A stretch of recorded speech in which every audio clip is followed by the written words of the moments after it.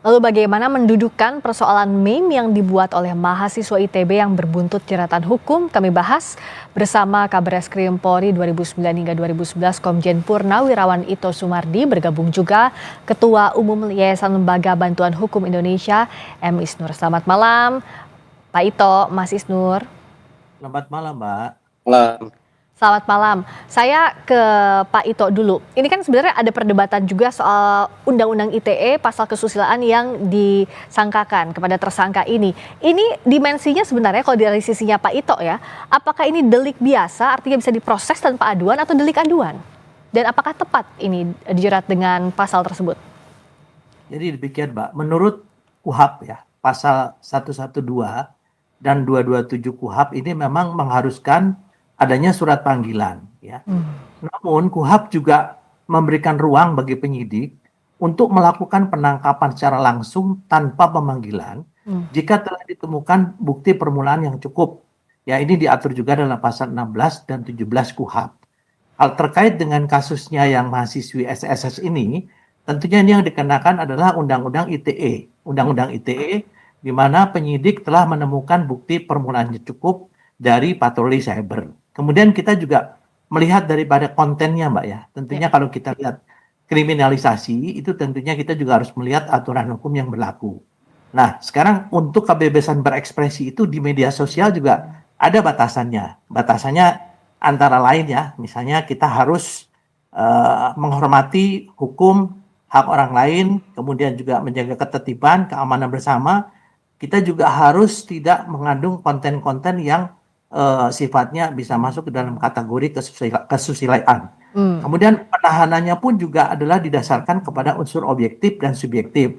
Unsur objektifnya sudah terpenuhi karena Undang-Undang ITE pasal 45 ini ancaman hukumannya adalah di atas 5 tahun. Namun demikian, tentunya penyidik juga akan mempertimbangkan dari segi psikologi maupun dari segi latar belakang tersangka tersebut ya, Mbak. Nah, ini nanti bisa ditempuh melalui restoratif justice ya, tentunya persyaratannya harus ada kesediaan semua pihak untuk bisa memaafkan, kemudian adanya pengakuan ya, kemudian ada kesepakatan perdamaian. Ini tidak menutup kemungkinan. Jadi saya kira kalau dikatakan kriminalisasi tidak tepat, karena sekarang kan kita punya patroli cyber ya. Kalau orang-orang membuat satu kebebasan untuk menyampaikan ekspresi melalui media sosial dengan cara-cara yang sebebas-bebasnya, saya kira juga negara kita hukum dan masing-masing warga negara kan punya hak juga tentunya. Ini yang tentunya harus ditegakkan oleh kepolisian sebagai alat negara penegak hukum. Demikian. Kalau dari Mas Isnur, apakah sepakat juga bahwa ini melanggar kesusilaan, bisa diproses tanpa aduan, dan sudah ada bukti permulaan yang cukup, sehingga proses hukumlah yang saat ini berjalan, dianggap jalan yang paling tepat, Mas Isnur? Iya, jadi Mbak, ada namanya SKB, 3 pejabat antara Kapolri, Kejaksaan Agung, sama Kominfo waktu itu. Dan di sana tuh jelas bagaimana mengukur dan pegangan lah buat aparat untuk menggunakan hal itu. Termasuk hal pidana adalah hal yang paling diterapkan terakhir setelah menggunakan berbagai hal. Dan kita tidak melihat hal ini diterapkan dalam hal ini. Tiba-tiba tanpa panggilan, tanpa pemeriksaan, tanpa klarifikasi, tanpa ada cross-check dan lain langsung ditangkap. Dan levelnya langsung Bareskrim coba. Urusannya sangat tinggi sekali, seolah-olah membahayakan negara gitu. Ada Polda, ada Polres dan lain-lain. Kita bertanya seserius apa orang membuat meme. Yang kedua, dalam SKB dan banyak peraturan harus dipahami konteks. Konteksnya apa sih? Ini mahasiswa yang sejak lama sangat concern dengan ancaman artificial intelligence. Dan dia sejak lama mendesak adanya aturan AI. Dan ketika mengunggah gambar ini, dia tuh nge-warning kepada kita semua, kalau AI tidak diatur di Indonesia, bisa seperti ini nanti orang-orang membuat. Jadi harus dipahami konteks orang ini, apa sih kampanye yang dilakukan. Dia kampanye mendorong kita semua supaya berhati-hati menggunakan AI. Karena kalau enggak bisa disalahgunakan dalam berbagai hal gitu. Bisa dibuat dengan berbagai hal. Jadi kita harus pahami, itu adalah bagian dari kritik yang dia sampaikan dan memberikan warning berbahayanya dan lain-lain soal ini. Nah, kesusilaan ini dalam ITE ini adalah kalau dibaca ya, termasuk petunjuk MK, harus berhati-hati. Dia harus dikaitkan undang-undang pornografi dan lain-lain gitu. Jadi kalau kami melihatnya, inilah bagian dari kritik, bagian dari upaya dia mendorong adanya pengaturan. Dan ketika diterapkan langsung pemidanaan, ini sangat keliru lagi gitu. Harusnya diadakan dialog dulu dong. Apalagi dia mahasiswa dalam binaan kampus gitu. Harus dicek ya sejauh mana ini aktivitasnya. Dan kita melihat pada akhirnya adalah kritik yang selama ini diterapkan oleh banyak aparat ya, dan diakui. Misalnya kita kasus Haris Azhar, kasus Fathia, di mana saya kuasa hukumnya, itu kan jelas sekali sejak awal kita sampaikan ini kritik dan Mas Isnur lihatnya kalau kritik yang berupa meme ini apakah sudah melampaui norma kesusilaan? Karena kan itu yang jadi soal, kritiknya kebebasan Ya. berekspresi itu semua sepakat. Tapi soal melampaui norma kesusilaannya seperti apa?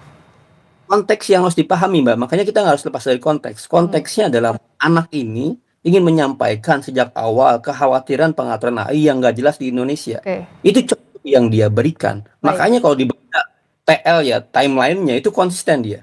Termasuk kritik yang lain. Jadi karakter anak ini, karakter yang memang selama ini mengkritik. Seperti manusia lain. Dan harus dipahami, Mbak, gini.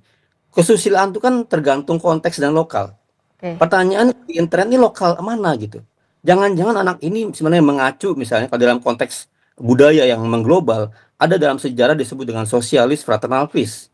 Itu orang-orang berciuman laki-laki Oke, secara baik. Kita tidak sosialis. membicarakan itu secara detail ya di live ini, Mas Isnur ya, karena ada apa yang harus Ada banyak dijaga kali contoh, ini. Mbak, yang Oke. bisa diambil dari anak ini dengan mengacu di konteks global. Tapi Oke. karena internet global gitu. Jadi Nah, ada- kecuali di Jadi ada tempat-tempat konteks itu yang nggak bisa dilepasin kalau kata Mas Isnur ya, tadi ya yang harus dibaca. Oke. Nah kalau dari Pak Ito, kalau tadi disinggung juga ya Mas Isnur bahwa penggunaan pidana ini sesuai dengan prinsip ultimum remedium semestinya diterapkan terakhir. Nah tapi kenapa dalam praktiknya ini dikedepankan? Artinya ini jadi proses pertama langsung Bareskrim yang turun, tidak ada dialog, tidak ada pemanggilan. Itu yang jadi perdebatan di publik. Kalau Pak Ito melihatnya dalam kacamata Pak Ito seperti apa?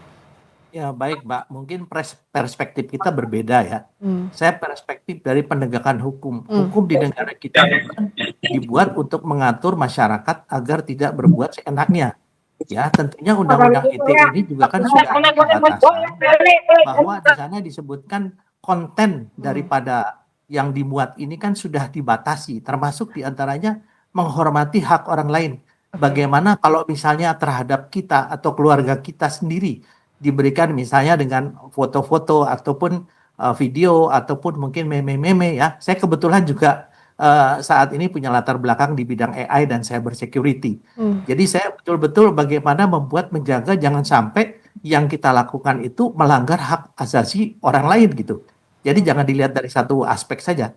Nah, dalam perspektif penegakan hukum, di polisi juga kan ada restoratif justice yang tidak menutup kemungkinan ini bisa dilakukan dalam upaya membina yang bersangkutan, dan tentunya kita juga harus menunggu, tidak melihat dari awal sekarang kemudian melakukan satu statement bahwa polisi telah melakukan kriminalisasi. Ini kan prosesnya belum selesai ya.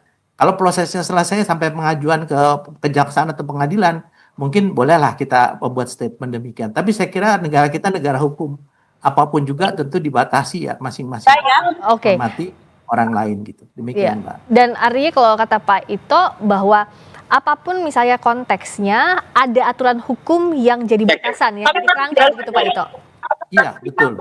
Jadi kontennya itu kita tentunya harus memperhatikan juga bahwa negara kita, budaya kita juga tidak bisa disamaratakan dengan budaya global atau budaya di orang di luar yang mungkin berbeda ya. Saya kira ini mungkin yang menjadi patokan bagi penyidik dari unit cyber menyatakan bahwa ini telah memenuhi unsur untuk dikenakan pasal 45. Tapi sekali lagi tidak menutup kemungkinan ada restoratif justice ya, dengan melihat bagaimana pelaku tersebut latar belakang maupun juga ada himbauan dari pihak lain. Saya kira dari penyidik pun, Pak Kapolri pun juga memperhatikan hal ini. Jadi ada output ini jadi masalah karena ada norma yang dilampaui, itu yang jadi dasar penegakan hukum oleh polisi sampai sekarang. Tapi tadi Pak Ito juga bilang bahwa ada peluang restoratif justice. Nah Mas Isnur, nah soal restoratif justice ini seperti apa peluangnya dan bagaimana bisa dikedepankan dalam kasus ini?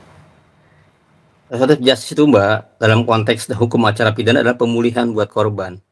Ini korbannya siapa sih? Pak Jokowi sama Pak Prabowo. Apakah Pak Jokowi dan Prabowo merasa merugi sehingga dia melaporkan? Dan akhirnya dia ketemu dengan Jokowi dan Prabowo. Itu RG itu pemulihan korban. Nah sekarang korbannya dua orang ini apakah melaporkan? Apakah kemudian dia merasa rugi dengan gambar-gambar ini? Justru PCO kita lihat malah dihentikan, mendorong dengan cara yang lain. Dibinanya Jadi seperti apa Mas kalau yang Mas Isnur tangkap semestinya? Ya harus dipahami, ditanya, orang ini apa sih? Dan ketika disampaikan tadi dijelaskan situasinya adalah kritik terhadap AI, harusnya sudah selesai. Jangan diteruskan. Hmm. Ini sudah berapa jam penangkapan? Berarti sudah masuk ke penahanan. Ini berarti untuk apa penahanan gitu? Hmm. Apakah targetnya takut menghilangkan barang bukti, mengulangi tindak pidana atau apa gitu? Maka daripada berlarut sekarang segera hentikan, lepaskan anak ini dan tadi kembalikan ke kampus. Kembalikan di mana dia adalah berkembang, dia belajar, dia desain grafis gitu ya. Itu kan di situ konteksnya. Biarkan kemudian bantu juga dia memberikan nasihat bagaimana AI itu berbahaya kalau nggak diatur. Hmm. Jadi hentikan proses pemidanaan dan eh, kurang-kurangi, jangan lagi gunakan pasal-pasal ITE yang sudah sejak lama DPR sendiri ngasih catatan. Ini sangat berpotensial abuse ya. Betul bahwa masyarakat diatur oleh hukum, tapi juga aparat juga diatur. Hmm. Jangan sampai aparat kemudian bertindak berlebihan, bertindak sewenang-wenang. Karena itu kemudian ada tadi diatur bagaimana tahapan-tahapannya. Bagaimana misalnya kalau orang baiknya ditangkap, klarifikasi dulu biar tahu konteksnya.